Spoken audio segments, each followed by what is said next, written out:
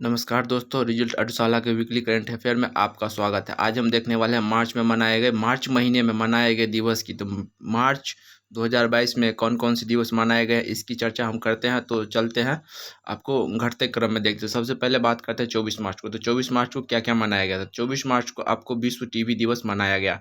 तो 24 मार्च को विश्व टीबी दिवस टीबी टीबी डे मनाया, जो प्रत्येक साल को 24 मार्च को मनाया जाता है और ये कई बार एग्जाम में पूछ चुका है। तो इसको मनाने का उद्देश्य है कि टीबी जो होती है, टीबी बीमारी, उसके लिए लोगों को जागरूक करना और रोकथाम के बारे में जानकारी देना। तो विश्व टीबी दिवस 2022 का थीम है invest to end TB save lives. ठीक है, ये इसका थीम है invest to end TB save lives. ये इसका थीम है इस बार के टीबी दिवस का। अगला चलते हैं, देखते हैं। अगला में है असम राइफल्स का स्थान। असम राइफल्स की स्थापना 24 मार्च को हुई थी। ठीक है, तो ये 24 मार्च को असम राइफल्स का स्थापना दिवस मनाया गया। ये 187वां स्थापना दिवस है। असम राइफल्स की स्थापना 1835 ईस्वी में हुई थी, ब्रिटिश राज के तहत। ठीक है, इसके बाद आपको है अगला है 25 मार्च को। तो 25 मार्च को प्रतिवर्ष 25 मार्च को गुलामी and transatlantic slave trade पीड़ितों की याद को अंतर्राष्ट्रीय दिवस के रूप में मनाया जाता है। ठीक है, ये उतना इम्पोर्टेंट नहीं है। इसके बाद देखते हैं विश्व जल दिवस 22 मार्च। तो 22 मार्च को प्रत्येक साल विश्व जल दिवस मनाया जाता है। क्या मनाया जाता है 22 मार्च को? विश्व जल दिवस मनाया जाता है 22 मार्च को। ठीक है, और आगे देखते हैं इसके बाद जल दिवस का क्या क्या दिया हुआ है। तो ठीक है, इस बार जो है आपको विश्व जल दिवस मनाने का मुख्य उद्देश्य क्या है? तो विश्व जल दिवस मनाने का मुख्य उद्देश्य विश्व भर में पीने की पानी की आपूर्ति करना तथा उसका महत्व समझाने का है। ठीक है, तो विश्व जल दिवस पानी के प्रति जागरूकता लाने के लिए मनाया जाता है। तो इस साल का थीम क्या? हर एक साल अलग अलग थीम रहता है। इस साल का थीम है ground water making the invisible visible. Ground water making the invisible visible. ठीक है, तो ये इस साल का विश्व जल दिवस का थीम है। इसके बाद 22 मार्च को और क्या मनाया जाता था? 22 मार्च को बिहार स्थापना दिवस मनाया जाता है। ठीक है, तो 22 मार्च बिहार राज्य द्वारा 22 मार्च 2022 को अपना 110वां स्थापना दिवस अर्थात बिहार दिवस मनाया गया। तो बिहार दिवस 22 मार्च को मनाया जाता है। ये 1912 में बिहार ये बंगाल से अलग होकर एक राज्य बना था उड़ीसा के साथ। ठीक है, उस टाइम उसमें उड़ीसा भी था। तो ये बिहार राज्य के गठन का प्रतीक है 22 मार्च। और इस दिन साल 1912 में ब्रिटिश सरकार द्वारा बिहार को बंगाल से अलग कर नया राज्य बनाया गया था। ठीक है, प्राचीन भारत में बिहार को एक केंद्र शक्ति, शिक्षण स्थल एवं संस्कृति के केंद्र के रूप में जाना जाता था। ठीक, अगला देखते हैं 23 मार्च को। 23 मार्च को विश्व मौसम विज्ञान दिवस है। तो हर साल 23 मार्च को विश्व मौसम विज्ञान दिवस मनाया जाता है। इस दिवस का उद्देश्य क्या होता है? तो इसका उद्देश्य है लोगों को मौसम विज्ञान तथा इसमें हो रहे परिवर्तन के बारे में जागरूक करना। ठीक है, और विश्व मौसम विज्ञान संगठन एक मौसम विज्ञान संगठन है जिसे 11 अक्टूबर 1947 को हुई संधि के बाद 23 मार्च 1950 में स्थापित किया गया था। और विश्व मौसम विज्ञान संगठन का जो मुख्यालय है वो आपको जेनेवा स्विट्जरलैंड में है। ठीक है, इसका मुख्यालय कहाँ पर है? तो जेनेवा स्विट्जरलैंड में है। इसके बाद चलते हैं कल्पना चावला की जयंती। तो 17 मार्च कल्पना चावला जो है वो मूल रूप से जो है वो हरियाणा की है, लेकिन इन्होंने अमेरिका की नागरिकता ले ली थी। तो कल्पना चावला का जन्म 17 मार्च 1962 को हरियाणा के करनाल में एक पंजाबी हिंदू परिवार में हुआ था। ठीक है, देखते हैं कल्पना चावला के बारे में क्या क्या है। और इसके बाद वे भारतीय मूल की महिला और अंतरिक्ष में उड़ान भरने वाली दूसरी भारतीय थी। ठीक है, अंतरिक्ष में उड़ान भरने वाली सेकेंड भारतीय है। और इसके बाद साल 2003 में कोलंबिया स्पेस शटल आपदा में 6 अन्य चालक दलों के साथ उनका निधन हो गया था। वो आपको कोलंबिया इंटरनेशनल स्पेस स्टेशन से वापस आ रहे थे, तो कोलंबिया स्पेस शटल दुर्घटनाग्रस्त हो गए थे और सभी अंतरिक्ष यात्री की मृत्यु हो गई थी। बहुत ही दर्ददायी मृत्यु हुई थी। तो यही है उनकी पहली अंतरिक्ष उड़ान 1997 में कोलंबिया स्पेस शटल में मिशन विशेषज्ञ और प्राथमिक रोबोटिक आर्म ऑपरेटर के रूप में हुई थी। इसके बाद अगला है आपको 21 मार्च। तो 21 मार्च को क्या था? तो 21 मार्च को अंतर्राष्ट्रीय वन दिवस मनाया गया था। 21 मार्च को अंतर्राष्ट्रीय वन दिवस मनाया गया है। और 21 मार्च को हर साल दुनिया भर में अंतर्राष्ट्रीय वन दिवस, इंटरनेशनल डे ऑफ फॉरेस्ट मनाया जाता है। तो यह दिन सभी तरह के वनों के महत्व के बारे में जागरूकता बढ़ाने हेतु मनाया जाता है। ठीक है, जंगलों के प्रति, वनों के प्रति जागरूकता बढ़ाने के लिए विश्व वन दिवस मनाया जाता है 21 मार्च को। इस दिन देशों को वनों एवं पेड़ों से संबंधित गतिविधियों का आयोजन करने हेतु स्थानीय, राष्ट्रीय और अंतर्राष्ट्रीय प्रयासों को प्रोत्साहित किया जाता है। अगला पॉइंट है इसका, इस वर्ष अंतर्राष्ट्रीय वन दिवस 2022 का थीम जो है आपको forest and sustainable production and consumption है। ठीक है, ये इस बार का थीम है, ये forest and sustainable production and कंपनसन कंजम्पशन कंजम्पशन। ठीक है, ये इसका थीम था इस बार। ज़्यादातर जो थीम होता है ना वो इंग्लिश में ही पूछा जाता है, तो आप ध्यान दीजिएगा इसको इंग्लिश में ही याद रखने का, क्योंकि हिंदी में थीम को दिया नहीं जाता है अक्सर। ये थीम अगर पूछे तो वो इंग्लिश में। तो वन दिवस का थीम था forest and sustainable production and consumption. ठीक है, और आगे चलते हैं, देखते हैं इसके बाद क्या है। इसके बाद आपको है विश्व गौरैया दिवस। तो 20 मार्च को विश्व गौरैया दिवस कब मनाया जाता था? तो 20 मार्च को मनाया था। और यह बिहार सरकार बिहार में सबसे पहले विश्व गौरैया दिवस मनाया गया था। ठीक है, तो 20 मार्च गौरैया दिवस। तो विश्व गौरैया दिवस हर साल 20 मार्च को मनाया जाता है। यह दिवस लोगों में गौरैया के प्रति जागरूकता बढ़ाने और उसके संरक्षण के लिए बनाया जाता है, क्योंकि बढ़ते प्रदूषण और वातावरण के कारण से इनकी संख्या बहुत कम होती जा रही है। तो ये जरूरी हो गया इसके संरक्षण पर ध्यान देना, ताकि ये विलुप्त प्रजाति में अभी नहीं गया है, लेकिन ये जा सकता है, क्योंकि इनकी इसकी जनसंख्या जो बहुत तेजी से घट रही है। तो बढ़ते प्रदूषण सहित कई कारणों से गौरैया की संख्या काफी कमी है। इसके अस्तित्व पर संकट के बादल मंडरा रहे हैं। इस वर्ष विश्व गौरैया दिवस 2022 की थीम जो है आई लव स्पैरो। ठीक है, आई लव स्पैरो गौरैया दिवस का थीम है। जो पहली बार गौरैया दिवस 2010 में मनाया गया था, बिहार में मनाया गया था, ये भी ध्यान में रखिएगा। पहली बार गौरैया दिवस जो है आपको बिहार में मनाया गया था। तो विश्व गौरैया दिवस 20 मार्च को मनाया जाता है। इसके बाद है अंतर्राष्ट्रीय प्रसन्नता दिवस, वर्ल्ड हैप्पीनेस डे। ठीक है, तो इसको क्या बोलते हैं? अंतर्राष्ट्रीय प्रसन्नता दिवस कब मनाया जाता है? तो 20 मार्च को मनाया जाता है, इंटरनेशनल डे ऑफ हैप्पीनेस। अंतर्राष्ट्रीय प्रसन्नता दिवस 20 मार्च को मनाया जाता है। यह दिवस लोगों के जीवन में खुशी के महत्व को चिन्हित करने के लिए दुनिया भर में हर साल मनाया जाता है। और 2022 का थीम क्या है? तो 2022 का थीम है आपको keep calm, stay wise and be kind. ये आपको थीम है विश्व प्रसन्नता दिवस का, वर्ल्ड हैप्पीनेस डे जो होता है उसका थीम है keep calm stay wise and be kind. Keep calm stay wise and be kind, ये इसका थीम है। ये वर्ल्ड हैप्पीनेस डे 2022 का थीम है। अगला पॉइंट है इसमें, यह मानव के जीवन की सबसे महत्वपूर्ण जरूरतों के रूप में खुशी को पहचानता है। चलिए इसके बाद नेक्स्ट पॉइंट देखते हैं, इसमें क्या? आयुध निर्माण दिवस। तो आयुध निर्माण जो हथियारों की जो फैक्ट्री होती है, जो हथियार बनाए जाते हैं यहाँ पे, उसके निर्माण के दिवस को आयुध निर्माण दिवस कहते हैं। तो ये आयुध निर्माण दिवस 18 मार्च को मनाया जाता है। तो ऑर्डिनेंस फैक्ट्री डे हर साल 18 मार्च को मनाया जाता है। तो भारत की सबसे पुरानी आयुध निर्माण जो कलकत्ता के कोसीपुर में है। ठीक है, कहाँ पर है? तो कलकत्ता के कोसीपुर में है। इसका उत्पादन 18 मार्च 1802 को शुरू किया गया था। ठीक है, इसका शुरुआत कब हुआ था? भारत का जो सबसे पुराना आयुध निर्माण फैक्ट्री वो 18 मार्च 1802 को कोलकाता में शुरू किया गया था। OFB का दुनिया में 37वां सबसे बड़ा रक्षा उपकरण निर्माता है। ठीक है, और एशिया में दूसरा सबसे बड़ा और भारत का सबसे बड़ा है ये। इसके बाद यह है पूरे भारत में प्रदर्शनियों में प्रदर्शन जो होता है आपको हथियारों का, उसमें राइफल, बंदूक, तोपखाने, गोला बारूद आदि प्रदर्शित करके इस दिन आदि को प्रदर्शित करके इस दिन को मनाया जाता है। ठीक है, तो पूरे भारत में प्रदर्शनी लगाई जाती है सरकार की तरफ से, सेना की तरफ से, और इस दिन जो ऑर्डिनेंस फैक्ट्री से उत्पादित हथियारों को दिखाया जाता है जनता के बीच में कि हमने ऐसे हथियार बनाए हैं, आप सुरक्षित हाथों में हैं। ठीक है, इसके बाद है विश्व उपभोक्ता अधिकार दिवस 15 मार्च। तो 15 मार्च को हर साल विश्व उपभोक्ता अधिकार दिवस मनाया जाता है। वर्ल्ड कंज्यूमर राइट्स डे 15 मार्च को मनाया जाता है। इस दिवस को मनाए जाने का उद्देश्य है ग्राहकों को किसी भी प्रकार की धोखाधड़ी से बचाना और उन्हें जागरूक बनाना। ठीक है, जो ग्राहकों को जो है किसी प्रकार धोखाधड़ी और जागरूक से बचाना और जागरूक करना।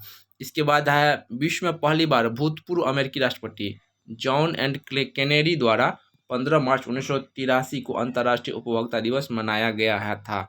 ठीक है, तो विश्व में पहली बार अंतर्राष्ट्रीय उपभोक्ता दिवस कहाँ मनाया गया? तो ये अमेरिका में मनाया गया था, जो अमेरिका के पूर्व राष्ट्रपति रह चुके हैं जॉन एफ कैनेडी द्वारा। ठीक है, आगे देखते हैं PI डे 14 मार्च। तो दुनिया भर में पी डे है, पी डे। तो दुनिया भर में हर साल जो है ना गणितज्ञ, दुनिया भर में गणितज्ञ हर साल 14 मार्च को पी डे सेलिब्रेट करते हैं। जितने भी मैथमेटिशियन है वो आपको 14 मार्च को पी डे सेलिब्रेट करते हैं। ठीक है, इसका है पाई सबसे महत्वपूर्ण, पाई है, पी नहीं है। ठीक है, तो पाई सबसे महत्वपूर्ण गणितीय पाई है, PI पाई। तो सबसे महत्वपूर्ण गणितीय और भौतिक नियतांकों में से एक है। इस दिन को पूरे जोश और उत्साह के साथ गणित के प्रति उत्साह रखने वालों द्वारा मनाया जाता है। विश्व पाई दिवस जो है 14 मार्च को मनाया जाता है, ये ध्यान रखिएगा। ठीक है, और आगे देखते हैं पुरस्कार। ठीक है, तो पुरस्कार में आगे क्या क्या दिया हुआ है इसका अभी ये रह गया है आपको, ये हो गया आपको इसके चलते चला एबल पुरस्कार। ठीक है, तो एबल पुरस्कार, अब पुरस्कार में आते हैं जो मार्च में किस कौन कौन सा पुरस्कार वितरित हुआ है। तो एबल पुरस्कार सबसे पहले एबल पुरस्कार 2022 किसको मिला है, तो अमेरिकी गणितज्ञ डेविस सुविलन ने एबेल पुरस्कार 2022 जीत लिया है। ठीक है, तो अमेरिकी गणितज्ञ डेनिस पार्नेल सुलिवन ने एबेल पुरस्कार 2022 जीत लिया है। तो उनको ये पुरस्कार मिला है 2022 का, जो अमेरिका के डेनिस पार्नेल। ठीक, इसके बाद है उन्होंने यह पुरस्कार टोपोलॉजी विषय के रूप में ज्यामितीय बीजीय और गतिशील पहलुओं में उसके योगदान के लिए मिला है। नेक्स्ट पॉइंट है आपको, टोपोलॉजी गणित का एक क्षेत्र है जो अलग अलग रूपों की दो चीज़ों को समान मानता है यदि वे एक दूसरे से विकृत हो सकते हैं।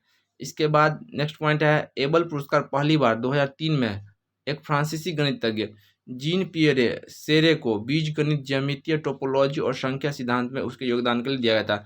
तो ये जो आपको पुरस्कार है एबल पुरस्कार गणित के क्षेत्र में दिया था, और पहली बार जो है फ्रांस के मैथमेटिशियन को, फ्रांस के गणितज्ञ को जीन पियरे को दिया गया था। ठीक है, इसके बाद है आपको खेल कूद से संबंधित। तो खेल कूद में देखते हैं क्या है, तो महेंद्र सिंह ने छोड़ी चेन्नई सुपर किंग्स की कप्तानी।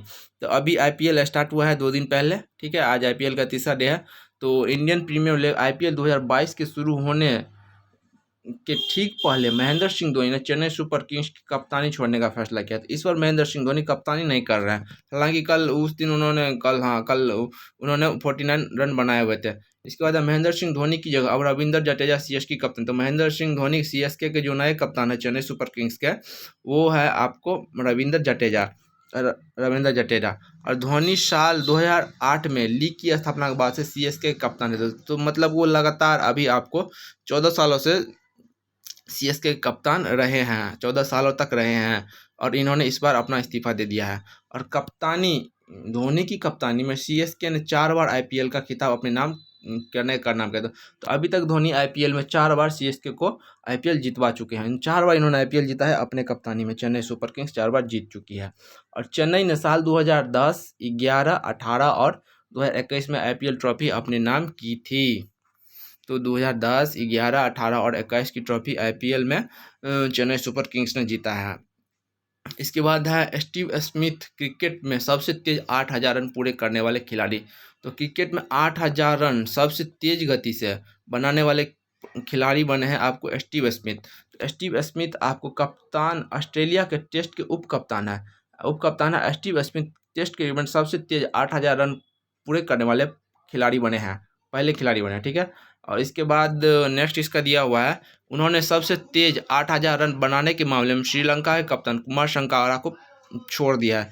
यानी कि इससे पहले जो ये रिकॉर्ड था कुमार संगकारा का नाम था, और कुमार संगकारा का रिकॉर्ड तोड़ के स्टीव स्मिथ उससे आगे निकल गए हैं।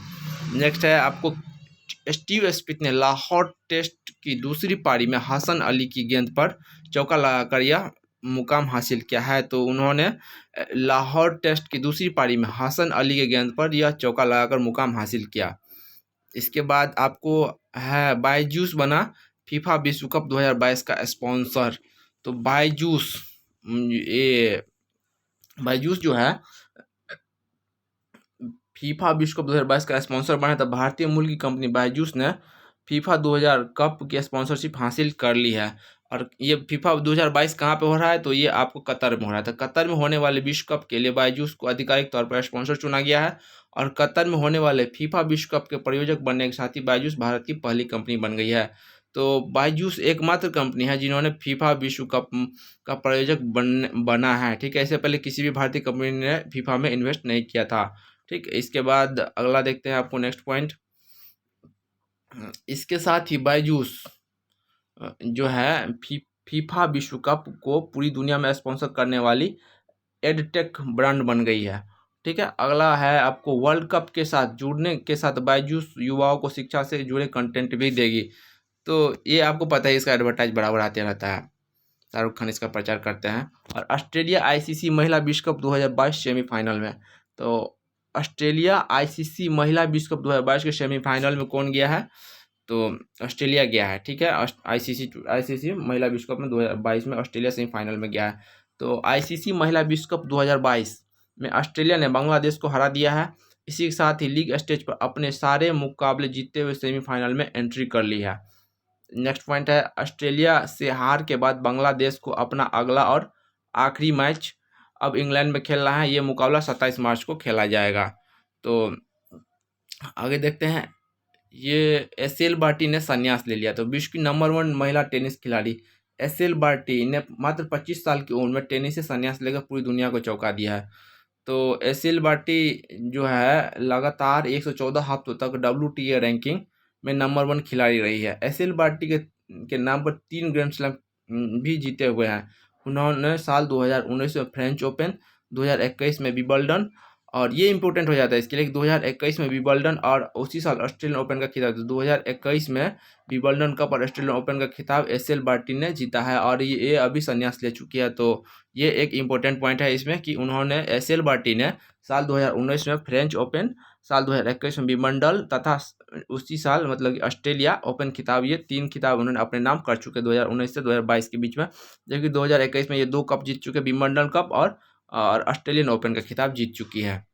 इसके बाद अगला है झूलन गोस्वामी, इंडियन क्रिकेट से रिलेटेड है। तो झूलन गोस्वामी 200 वनडे मैच खेलने वाली दुनिया की दूसरी महिला क्रिकेटर बन गई। ठीक है, तो जो तेज गेंदबाज है, भारत की महिला टीम का जो तेज गेंदबाज झूलन गोस्वामी 200 वनडे मैच खेलने वाली दूसरी महिला क्रिकेटर बन गई है।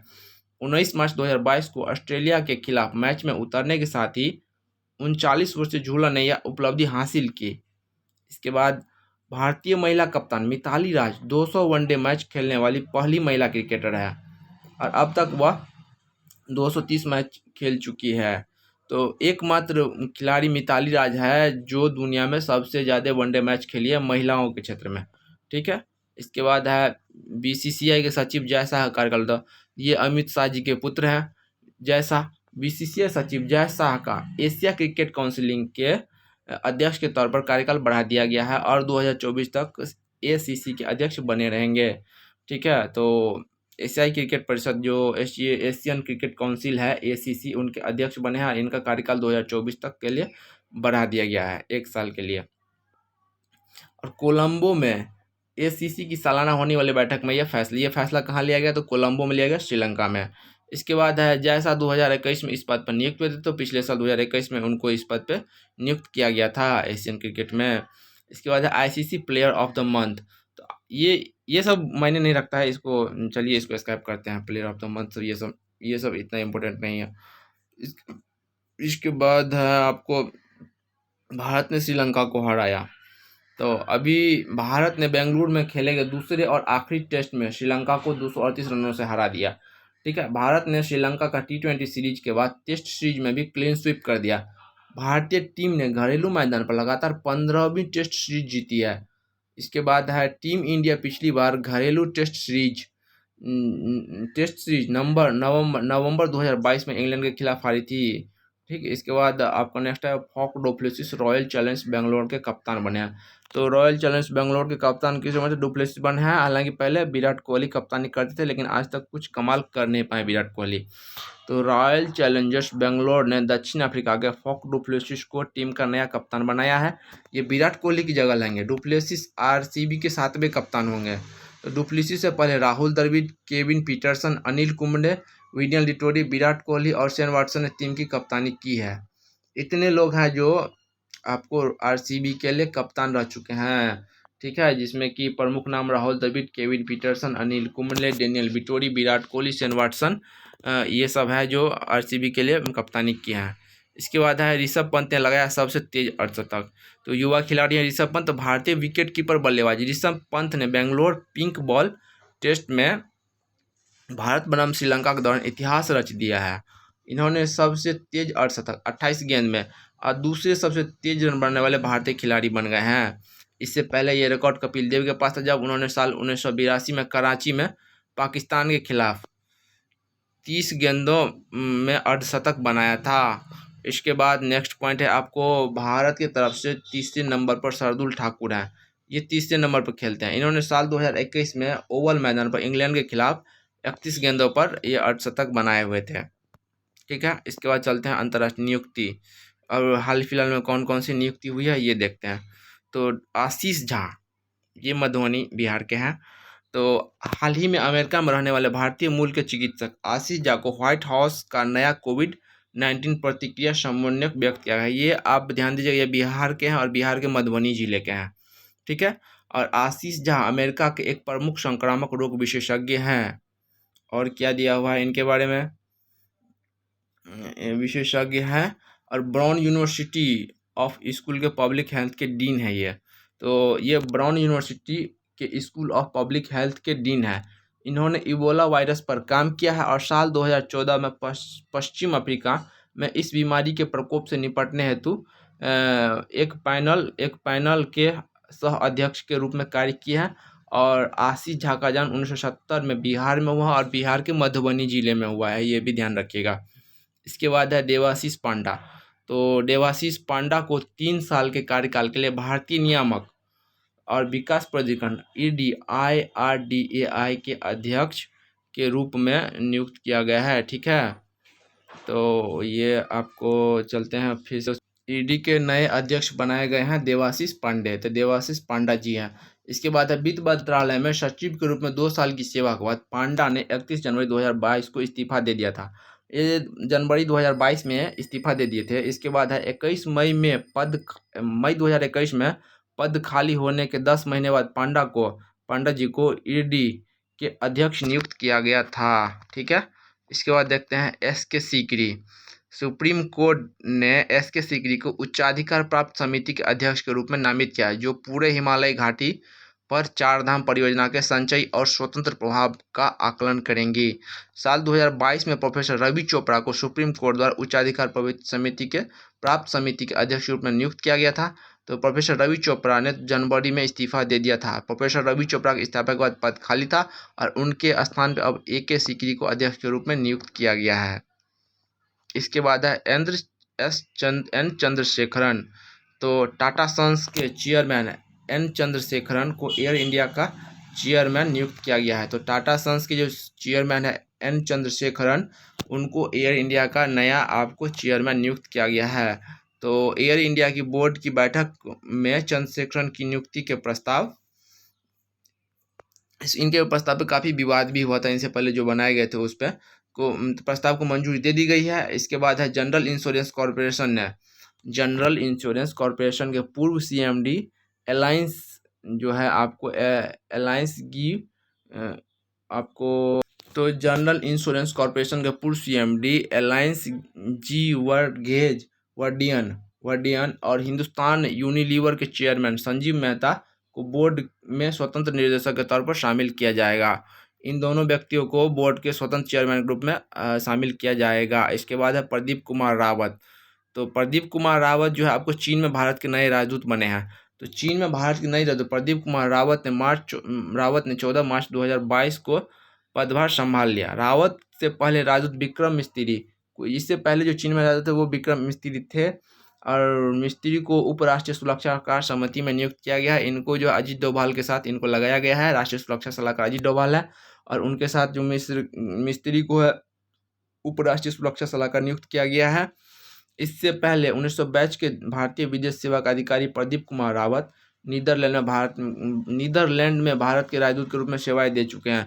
तो इससे प्रदीप कुमार रावत जो है इससे पहले आपको नीदरलैंड में से ये रह चुके हैं भारतीय राजदूत।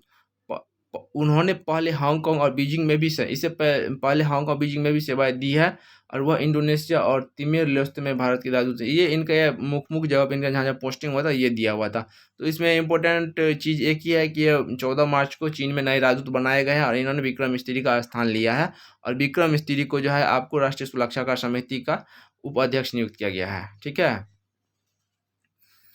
इसके बाद है आपको नियुक्ति के बाद आपको है निधन। ठीक है, तो बंगाल फिल्म इंडस्ट्री के प्रसिद्ध अभिनेता अभिषेक चटर्जी, तो बंगाल फिल्म इंडस्ट्री के प्रसिद्ध अभिनेता अभिषेक चटर्जी का निधन 58 साल की आयु में हो गया है। अभिषेक चटर्जी ने कई बंगाली फिल्मों में काम किया है। इसमें अमर प्रेम, मधुर मिलन आदि ये सब फिल्में हैं। इसके अतिरिक्त बंगाल के टीवी पर वे सीरियल में भी जाने जाते थे, खतरों में, ठीक है। तो वे सीरियल में भी आते थे। इसके बाद ये सब उतना इम्पोर्टेंट है नहीं, ठीक है। तो आगे देखते हैं, इम्पोर्टेंट पॉइंट देखते हैं। ब्रह्मोस के बारे में दिया हुआ है, ठीक है। एक सेकेंड, अब आपको चलते हैं टू द पॉइंट पे, ठीक है। तो टू द पॉइंट में क्या क्या दिया हुआ है ये देखते हैं। DRDO द्वारा 23 मार्च 2022 को सतह से सतह पर मार करने वाली किस सुपरसोनिक मिसाइल का अंडमान निकोबार में सफलतापूर्वक परीक्षण किया गया? तो ये आपको ब्रह्मोस का जो सुपरसोनिक क्रूज मिसाइल है, इसका परीक्षण किया गया है 23 मार्च को। इसके बाद है ऑर्डिनेंस निर्माण दिवस हर साल किस तारीख को मनाया जाता है? तो 18 मार्च को मनाया जाता है। ऑर्डिनेंस फैक्ट्री 18 मार्च को मनाया जाता है। और इसके बाद है किस देश में 16 मार्च को 7.4 तीव्रता का भूकंप आया था? तो ये आया था आपको जापान में। नेक्स्ट है, हाल ही में किस राज्य के भरतपुर जिले के केवलादेव राष्ट्रीय उद्यान में अफ्रीका की बोमा तकनीक का प्रयोग किया गया है? ठीक है, तो इसको देखते हैं। तो बोमा तकनीक का उपयोग जो है आपको राजस्थान में किया गया है। इसके बाद आपको नेक्स्ट पॉइंट है, वह बैंक जिसने को ब्रांडेड क्रेडिट कार्ड के लिए IPL team Chennai super Kings के साथ साझेदारी की है? तो ICICI बैंक जो एक क्रेडिट कार्ड बनाएंगे चेन्नई सुपर किंग्स के साथ मिलकर ICICI बैंक ने साझेदारी किया है। इसके बाद है, हाल ही में किस मंत्रालय द्वारा डीप ओशन मिशन को लॉन्च किया गया? ये डीप ओशन मिशन जो है आपको पृथ्वी विज्ञान मंत्रालय के द्वारा लॉन्च किया गया है। इसके बाद है, सुप्रीम कोर्ट ने किसको उच्चाधिकार प्राप्त समिति के अध्यक्ष के रूप में नामित किया है? तो ये AK सीकरी है। AK सीकरी को उच्चाधिकार प्राप्त समिति के अध्यक्ष के रूप में नामित किया गया है। इसके बाद भारत के पहले CDS जनरल रावत को मरणोपरांत किस पुरस्कार से सम्मानित किया गया है? तो मरणोपरांत जो है उनको पद्म विभूषण से सम्मानित किया गया है। उनकी पुत्रियों ने ये सम्मान स्वीकार किया है, प्रतिनिधित्व किया था। इसके बाद है, विश्व उपभोक्ता अधिकार दिवस वर्ल्ड कंज्यूमर राइट्स डे कब मनाया जाता है? तो ये 15 मार्च को मनाया जाता है। अगला है, प्रतिवर्ष किस तारीख को गुलामी एवं trans international day of remembrance of the victims of slavery and the transatlantic slave trade मनाया जाता है? 25 मार्च को। ये उतना नहीं है। इसके बाद है, विश्व रेटिंग एजेंसी मूडीज हाल ही में भारत में मौजूद वित्त वर्ष के लिए भारत की वृद्धि दर के अनुमान को 9.5% से घटाकर कितने प्रतिशत कर दिया है? तो ये 9.1 कर दिया है। क्यों किया है? तो रूस यूक्रेन युद्ध के कारण से कर दिया है। असम राइफल का स्थापना दिवस कब मनाया जाता है? तो ये आपको 24 मार्च को मनाया जाता है।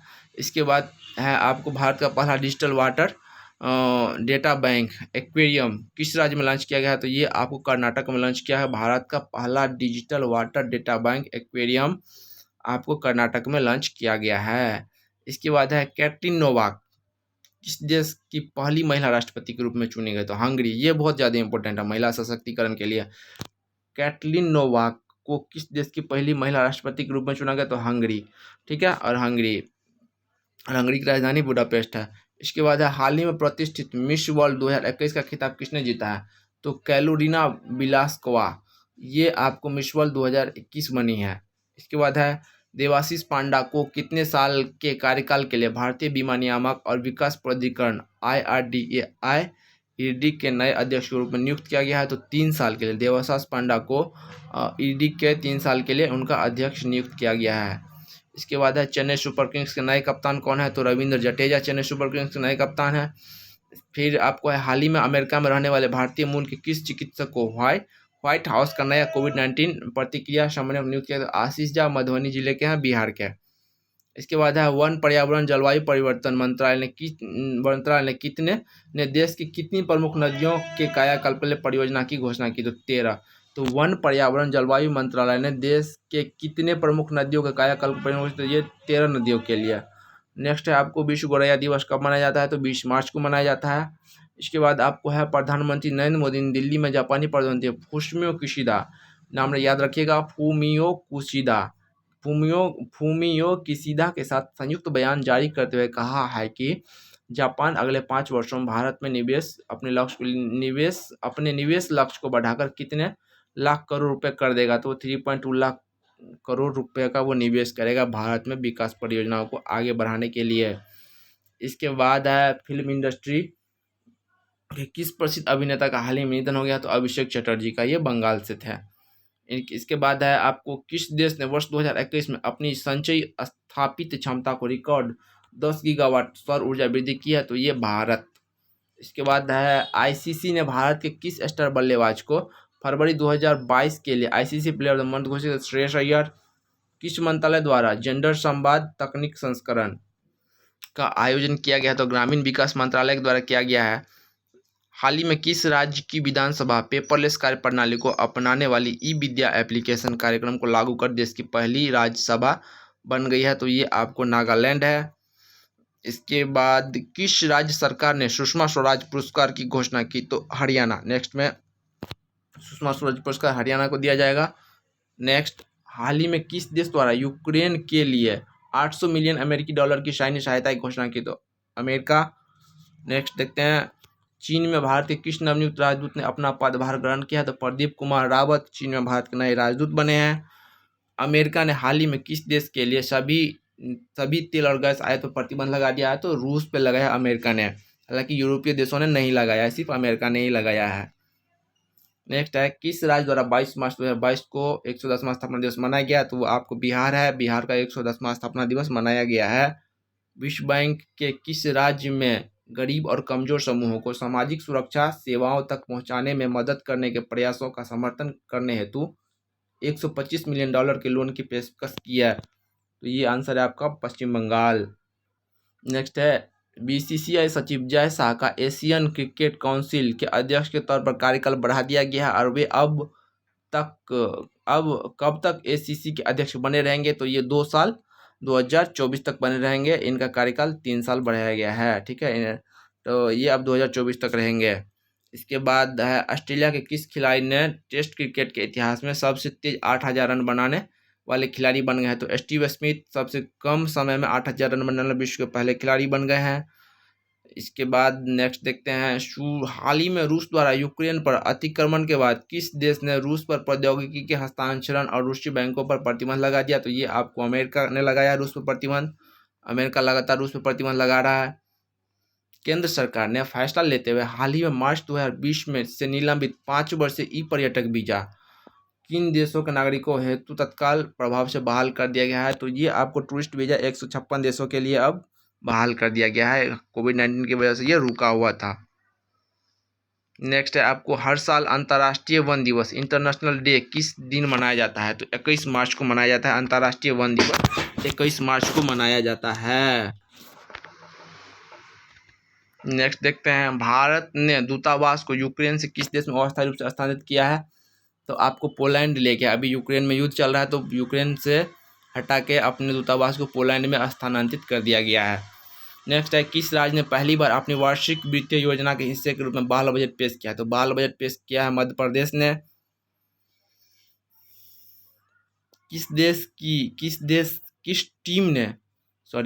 किस टीम ने महिला विश्व कप 2022 सेमीफाइनल के लिए क्वालिफाई किया है? तो आपको महिला विश्व कप 2022 के लिए ऑस्ट्रेलिया ने सेमीफाइनल के लिए क्वालिफाई किया है।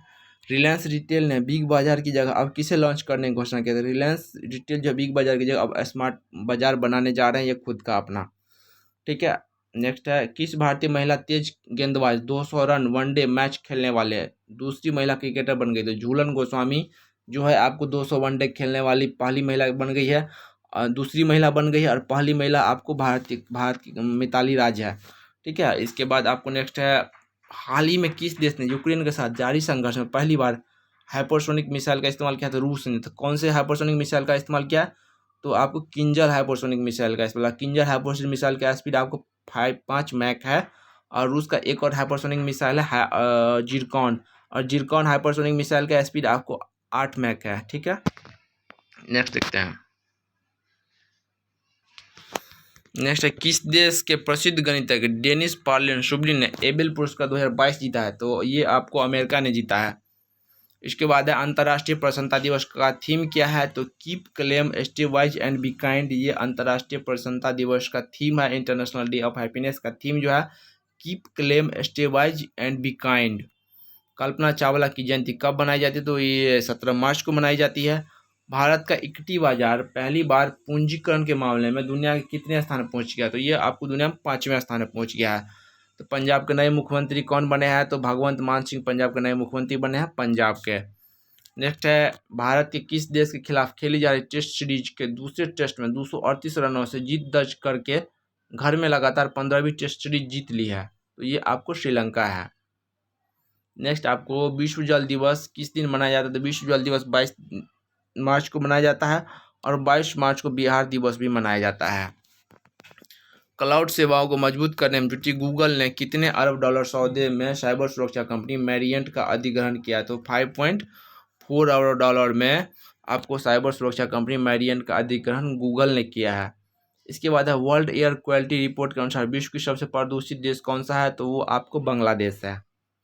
विश्व टीबी दिवस किस दिन मनाया जाता है? 24 मार्च को मनाया था विश्व टीबी दिवस। किस राज्य सरकार ने इस महीने के अंत में अपने वार्षिक बजट में वाहिनी योजना शुरू करने की घोषणा किया? तो वाहिनी योजना आपको सिक्किम ने शुरू की है। नासा, इसके नेक्स्ट देखते हैं, नासा ने पृथ्वी के सौरमंडल के बाहर कितने नए ग्रहों को खोज किया है? तो नासा ने सौरमंडल के बाहर 65 नए ग्रहों को खोज निकाला है। इसके बाद नेक्स्ट है, केंद्र सरकार के अनुसार भगोड़े विजय माल्या, नीरव मोदी और मेहुल चौकसी से अब तक कितने करोड़ रुपए संपत्ति जब्त की गई है? तो ये आपको 19,111 करोड़ रुपए का जो उनसे निकासी किया गया है, उनसे वसूला गया है, सॉरी, निकासी नहीं किया गया, वसूला गया है। ठीक है। उसके बाद विश्व मौसम दिवस, विश्व मौसम दिवस कब मनाया जाता है? तो ये 23 मार्च को विश्व मौसम दिवस मनाया जाता है।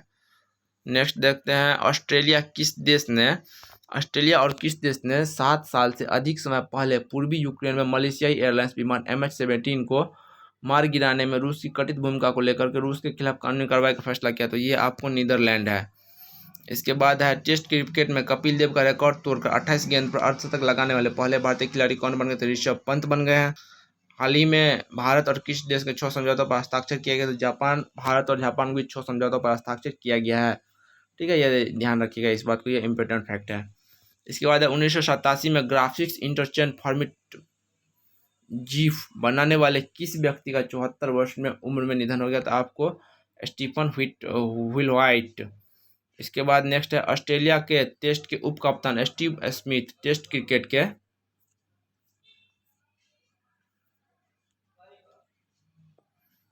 इतिहास में सबसे तेज कितने रन बनाने वाले खिलाड़ी बन गए? तो 8,000 रन स्टीव स्मिथ ने सबसे तेज बनाया है। नेक्स्ट आपको, पुष्कर सिंह धामी ने दूसरी बार किस राज्य के, तो दूसरी बार जो है पुष्कर सिंह धामी उत्तराखंड के मुख्यमंत्री बने हैं। अगला है, आईसीसी की तरफ से फरवरी 2022 के लिए किसे फीमेल ऑफ द मंथ प्रदान किया? तो एमिला कौर, ये सब ऐसे ही सब नहीं आता है हमें। भारतीय मूल की किस कंपनी ने फीफा कप 2022 स्पॉन्सरशिप हासिल की है? तो बायजूस ने फीफा वर्ल्ड कप 2022 जो कतर में आयोजित हो रहा है उसकी स्पॉन्सरशिप हासिल किया है। उत्तराखंड में किस मुख्यमंत्री पद की शपथ ले रहे हैं? तो पुष्कर सिंह धामी जो है उत्तराखंड के नए मुख्यमंत्री बने हैं। एशले बार्टी ने मात्र 25 साल की उम्र में किस खेल से संन्यास लेकर पूरी दुनिया को चौंका दिया था? वो टेनिस। ये इन्होंने 19 से 21 के बीच में 3 महत्वपूर्ण सीरीजें जीती और 25 साल में इन्होंने संन्यास ले लिया है। इसके बाद है, आपको हाल ही में संयुक्त राष्ट्र महासभा में इस्लामोफोबिया का मुकाबला करने हैं तो किस तारीख को अंतर्राष्ट्रीय दिवस के रूप में स्थापित करने की मंजूरी है? तो 15 मार्च को। पाई दिवस कब मनाया जाता है? तो पाई दिवस आपको 14 मार्च को मनाया जाता है। इसके बाद है, हाल ही में किस देश में हुए राष्ट्रपति चुनाव में 61 वर्षीय यून सुक यूल ने जी म्यूंग को मामूली वोटों से हराकर जीत हासिल किया? तो दक्षिण कोरिया। ये दक्षिण कोरिया के नए राष्ट्रपति बने हैं। उत्तर कोरिया का राष्ट्रपति किम जोंग है, उत्तर कोरिया की राजधानी प्योंगयांग है और दक्षिण कोरिया की राजधानी सियोल है। भारत ने पहली बार एक वित्तीय वर्ष में कितने अरब डॉलर का माल लक्ष्य हासिल किया? तो ये 400 अरब डॉलर का। नेक्स्ट आपको, किस राज्य सरकार ने मुख्यमंत्री चा श्रमिक कल्याण प्रकल्प नामक विशेष योजना शुरू की? तो ये आपको हो गया त्रिपुरा का मुख्यमंत्री। एयर इंडिया का नया चेयरमैन किसे नियुक्त किया गया है? तो एन चंद्रशेखरन को एयर इंडिया का नया चेयरमैन नियुक्त किया गया है। इसके बाद पंजाब विधानसभा के अध्यक्ष के रूप में किसे नियुक्त किया है? तो कुलतार सिंह संघवा को। IPL franchise Royal Challengers Bangalore ने किसी टीम का नया कप्तान नियुक्त किया है? तो आरसीबी के नए कप्तान फॉक डुप्लेसिस है और इससे पहले कप्तान आपको विराट कोहली रह चुके हैं, पूर्व कप्तान।